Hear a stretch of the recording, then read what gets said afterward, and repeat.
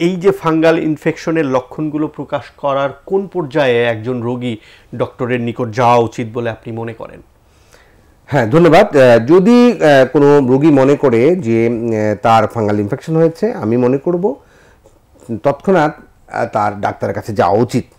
কারণ যখন লক্ষণটা কম থাকে তখন অল্প ওষুধে ভালো হয়ে যায়। এমনও দেখা গেছে যে কিছু নিয়ম বলে দেওয়ার পরে অনেক সময় ভালো হয়ে যায়, ওষুধ ব্যবহার নাও করা লাগতে পারে।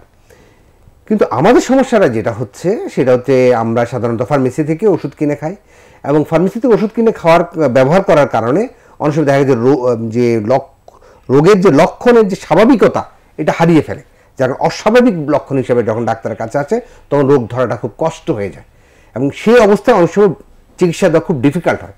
এবং সেই ডিফিকাল্টিটা ডাক্তারের পক্ষেও কষ্টকর, রোগীর পক্ষেও কষ্টকর। ডাক্তারের পক্ষে কষ্টকর এই কারণে রোগ ধরা ঠিক মতো যায় না, তখন ভুল চিকিৎসা হওয়ার একটা সম্ভাবনা থেকে যায়।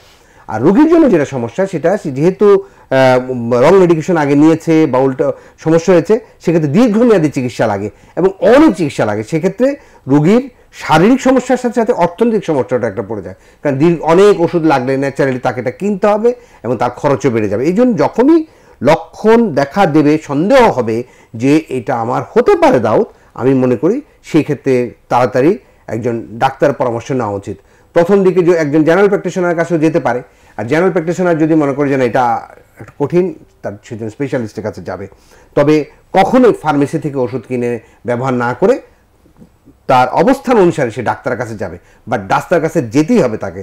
দরকার পড়ে যে যদি সে সুযোগ থাকে তাহলে জেনারেল প্র্যাকটিশনার এমবিবিএস ডাক্তারের কাছে যাবে, আর যদি আরও বেটার সুযোগ থাকে তাহলে সে চর্মজন্য রোগ বিশেষজ্ঞের কাছে যাওয়া উচিত মনে করি। ধন্যবাদ।